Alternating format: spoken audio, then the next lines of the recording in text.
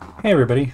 Last time we started modeling a game-ready asset. It was a wheel for a vehicle. It doesn't sound like too much, but what I'm hoping for is to turn this into a series of tutorials where we can tackle some fun projects together. Our focus here is kind of on the basics, just to show you what the workflow is that I would use here. If I go too fast, or if I'm moving too slow, I'd really like it if you guys would sound off in the comments down below. Alright everybody, get ready, let's jump into it.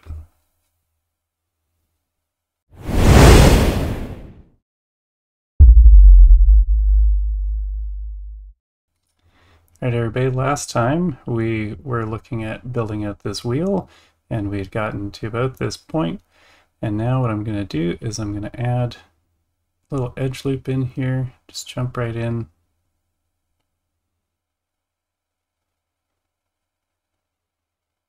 So this should hold the shape when we go to smooth. Now again, these assets that we're building here, they're fairly simple, but you put them all together and that's how you build out a much more complex shape. Whether it's a car, a spaceship, a character, whatever it is you think that you need to be working on, it's really just a selection of simpler shapes. Alright, I'm adding the mirror modifier here. You can see that's not working. It's because I haven't zeroed out my scales and rotations yet. So at Control A, apply the scales and rotations, and now the mirror function works. That way we only have to mirror or model one side of anything.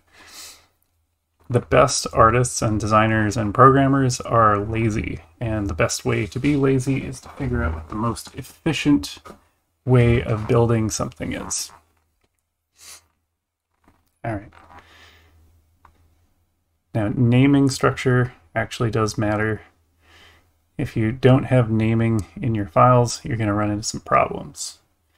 Alright, so I've named the outer and hidden it. Now I'm naming the inner. I'm hiding that. Or, sorry, not hiding, but I'm naming the inner. Alright, we're jumping into our front view now. What I want to do here is I want to, again, work on less to do more. So right now we have this flat face. I'm putting a couple of insets in here so that we can push the center in, like so. And this is just so that we can accurately replicate our asset. I'm going to delete that back face after I pull it forward a bit. Actually, no, I don't delete that back face because we're going to need it. Now what I'm going to do is I'm going to triangulate, but no, that's gross. Let's use poke instead. So poke puts a vertex in the center of the face and allows you to get a really nice fan going. And what I'm going to do is I'm going to delete all the parts that I don't need. So I'm going to select all these faces, make sure you have X-ray on or else it won't select the back faces. Delete those. And I'm looking at how do I divide this up into the spokes. So I'm going to keep the top four faces or pieces of the pie and delete everything else. Alright.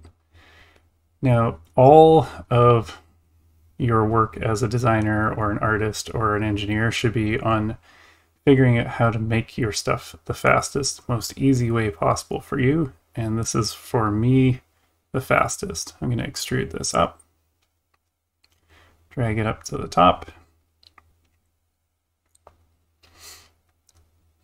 and we're done. We can go home. We've finished the wheel. Well, not really. But what I'm going to do here is I'm going to use this very simple build and just start cutting and slicing and moving. And it is actually really simple to get these things built out.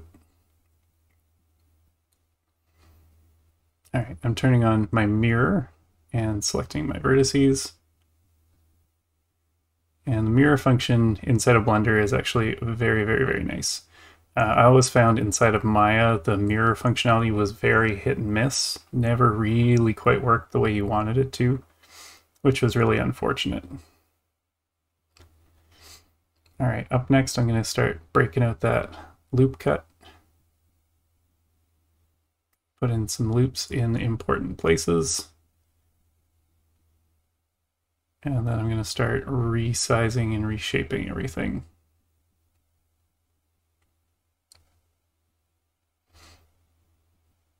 Now the reason I'm grabbing both sets of vertices, the inner and the outer, is because I want to have an average shape that is fairly equal all the way through. So the side to side shouldn't be like one really thin area and then one really thick area. I want to try and match that up as best I can. Now I'm trying to do as much as I can here with just vanilla Blender with as few add-ons as possible, because I want to make it so that anybody who's following along with this tutorial can just use straight up regular old unmodified Blender. There are some fantastic tools for making hard surface work go even faster. Some Boolean tools, box cutter, that sort of stuff. But for right now, I'm just trying to do this as simply and as straightforward as possible to make it easier for first timers.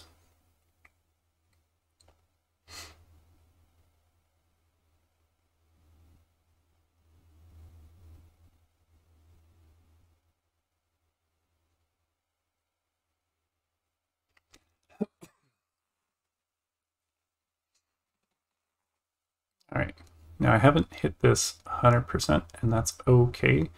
We're just using it as a reference. It's not something that we have to be perfect on. When we were working on the Dead franchise stuff, there was a certain expectation or a certain quality bar that did need to be hit because everything was submitted to manufacturers for approval. But this being just some fun, we don't have to be that super anal retentive.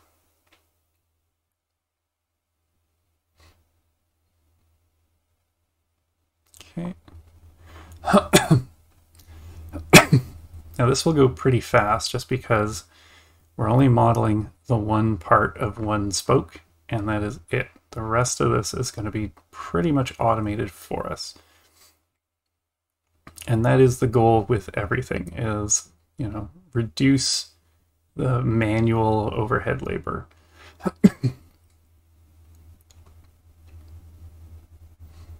Okay. So I'm just taking a look, realizing that that's a really thick spoke.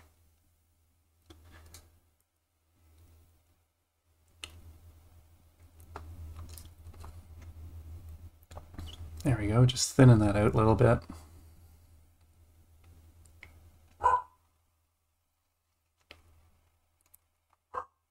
All right, now there's a couple extra little faces that I'm going to trim off because we don't really need those on either side there. And now let's start looking at how do we make this fit? How do we make this look correct? So that recess in the center needs to be a lot deeper. So I'm going to extrude all those faces back. I'm going to delete side faces. And then I'm going to pull those ones in the front back to match. There we go. Okay. Like I said, all of this stuff is all about figuring out the workflows and figuring out how you're going to go about this in the fastest and cheapest way possible.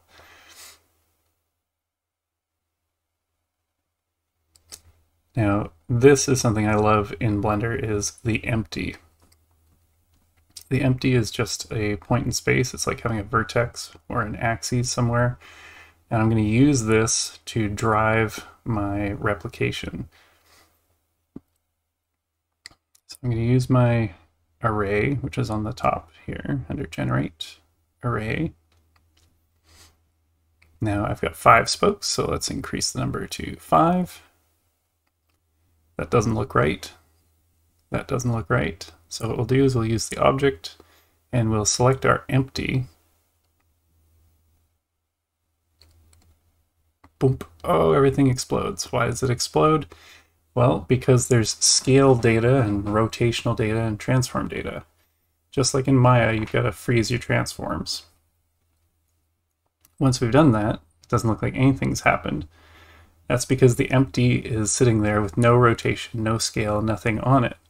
So as you play with the rotation of the empty, you can see we're starting to get towards what we want to have.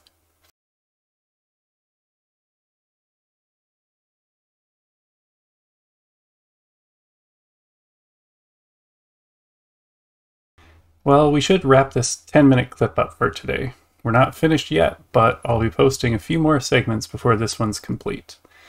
Please don't forget to hit the like button. If you're new here, smash that subscribe button, and please share the heck out of this video. We're still growing every day. Thanks again for tuning in, stay safe, and happy modeling!